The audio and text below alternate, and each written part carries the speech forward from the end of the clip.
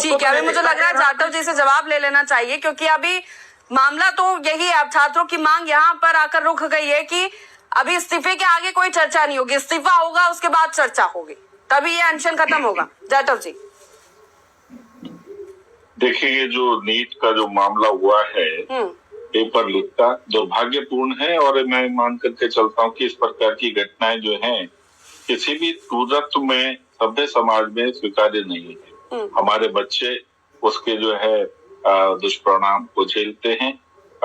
ये सबसे ज्यादा हम ही लोगों ने सरकार को इस चीज के लिए प्रेशर बनाया कि ये रुकना चाहिए। मैं इसमें एक बात और कहूंगा कि हमसे पहले किसी भी सरकार ने, आप ये देखो 70 वर्ष तमाम सरकारों ने शासन किया, किसी प्रकार का कोई कानून नहीं बना। 1991 में कल्याण सिंह जी जिस वक्त मुख्यमंत्री थे उत्तर प्रदेश के, और शिक्षा मंत्री थे राजनाथ सिंह जी, तब नकल विधेयक लेकर के आए, कानून बनाया गया। और 1994 में समाजवादी पार्टी और बहुजन समाज पार्टी ने उस नकल विधेयक को खारिज कर दिया, खत्म कर दिया। यानी नकल होगी, हर सूरत में जो है नौजवान नकल करेंगे। उसके बाद कोई प्रयास नहीं किए गए। नकल अपने आप में इस देश के नौजवानों को कहीं ना कहीं जो है ना नुकसान कर रही थी।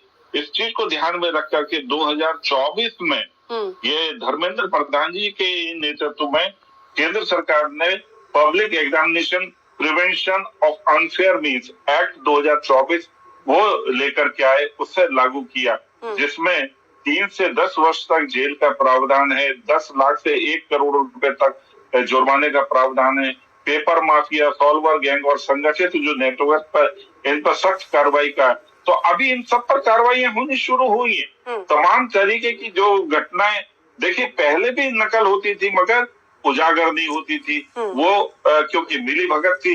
मगर हमारी सरकार इन सब जो कार्रवाई यहाँ हो रही है, जहाँ नकल हो रही है, हम उसको पकड़ रहे हैं और पकड़ने के बाद में उसको रद्द भी कर रहे हैं। आप एक चीज बताएं, आपने प्रियंका गांधी जी का ही एक भाषण सुना होगा, किस तरीके से वो मध्य प्रदेश में, राजस्थान में कह रही है कि जो है ना नकल एक बहुत, वाकई नकल जो है एक बहुत गंभीर समस्या थी। सर सवाल सीधा था इस्तीफा और नई व्यवस्था को लेकर। देखिए अच्छा आपने बता दिया, लेकिन इसकी भी तो अकाउंटेबिलिटी लेनी पड़ेगी। ठीक है, आ रही हूँ मैं दीपक जी से इस पर ओपनिंग कमेंट चाहूंगी, क्योंकि आम आदमी पार्टी जवाब दीजिए आप मुझे इस बात का। अभी अब बीजेपी से सवाल लीजिए। धर्मेंद्र प्रधान जी की अकाउंटेबिलिटी पर सवाल कीजिए सर, वो जवाब दे पाएंगे नहीं दे पाएंगे, ये चर्चा का विषय होना चाहिए। नहीं, मुझे कंप्लीट करने दीजिए ना।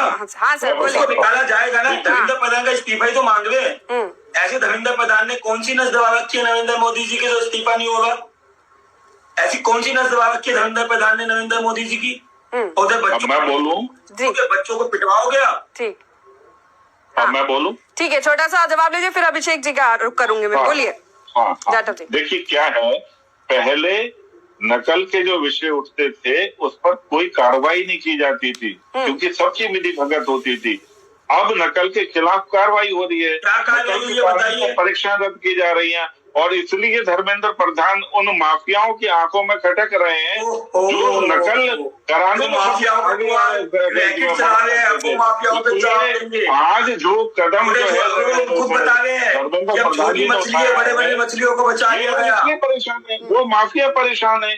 जो लोग इस नकल के कारण से पुष्ट होते थे, इसलिए इनको इतना डर था, तो फिर पेपर लीक कैसे हो गया सर? जैसे आप बता रहे, ठीक है, सरकार ने, विभाग की ओर से धर्मेंद्र प्रधान ने नए कानून लेकर आए, व्यवस्था में सुधार। अब जब इतना डर आप बता रहे हैं, तो फिर पेपर लीक कैसे हो जा रहे हैं? बिल्कुल हो भी जाते हैं तो फिर अकाउंटेबिलिटी क्यों? इतना समय हो गया है छात्रों को सड़कों पर डटे हुए, एक बार भी धर्मेंद्र प्रधान की ओर से कोई प्रतिक्रिया नहीं आती है, तो फिर सवाल तो उठेगा। चलिए, कानून बनने के साथ ही एकदम सिस्टम सुधरता नहीं है। कानून बनने के बाद में सिस्टम सुधार किया जाना शुरू होता है, और उसी की प्रतिक्रिया है कि आज वो तमाम मामले दर्ज हो रहे हैं, जहाँ पर भी नकल के मामले हुए हैं वो दर्ज हो रहे हैं। और 2024 में जो हुआ था तब भी हमने यही सुना था, यही आश्वासन मिला था। ठीक है, अभिषेक कुछ कहना चाह रहे थे? तौर पे क्वेश्चन कर रहा हूँ ना कि हाँ। नीट एस्पिरेंट के तौर पे। ठीक है जाटव जी जवाब देंगे।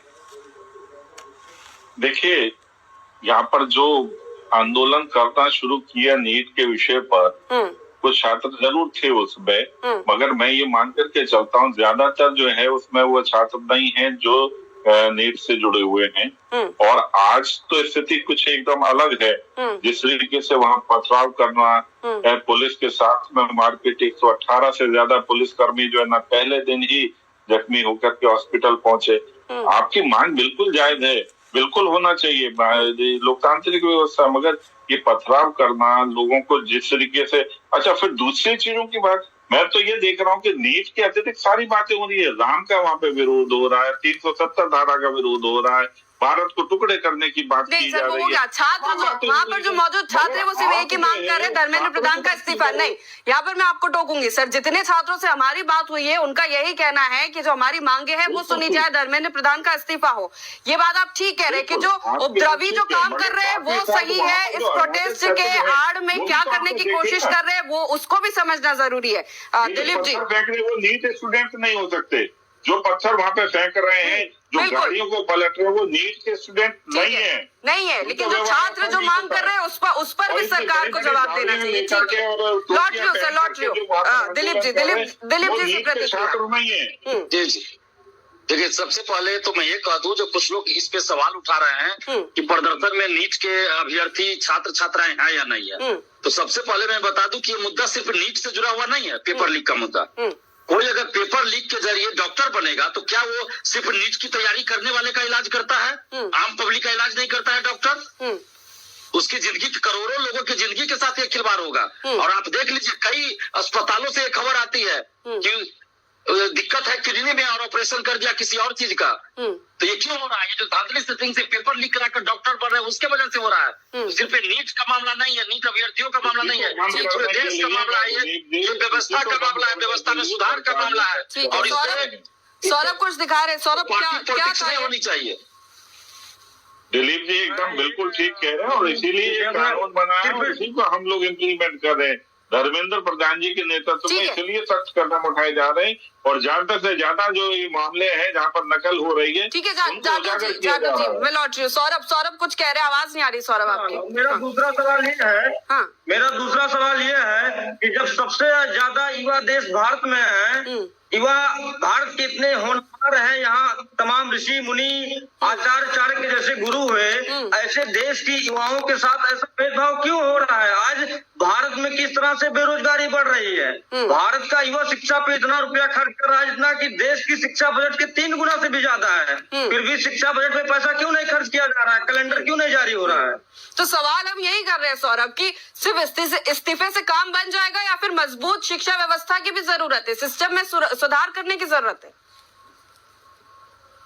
जरूर बेहतर शिक्षा की जरूरत है, बेहतर रोजगार की जरूरत है, और बेहतर शिक्षा मंत्री की जरूरत है। ठीक, दीपक जी सवाल इस प्रोटेस्ट पे ये भी किया जा रहा है कि राजनीतिक रूप से इस छात्रों के प्रोटेस्ट को हाईजैक करने की कोशिश की जा रही है। कौन कैंडिडेट ले रहा है बताएं? कौन लेगा कैंडिडेट? तो देश का प्रधानमंत्री कैंडिडेट ले कहते धर्मेंद्र प्रधान का इस्तीफा। हम तो कह रहे हैं देश का प्रधानमंत्री पार्टी के लोगों ने आपके बीच में बोला नहीं, आप साथ रहिए, मुझे अपने बीच में आपके बीच में बोला नहीं। आप देखिए कानून, समय का भी ध्यान रखना है सर, समय का भी ध्यान रखना है। मुझे कमेंट लेना है दीपक जी से, जवाब दीजिए। जाटव जी रुक जाइए। कंधा चोर पार्टी के लोगों से ज्ञान नहीं चाहिए मुझे। ठीक है आराम से बात रखेंगे, आराम से अपनी बात रखेंगे दीपक जी। बच्चे नहीं बैठे हुए और नीट के बच्चे नहीं बैठे हुए, स्टूडेंट नहीं बैठे हुए, दारूबाज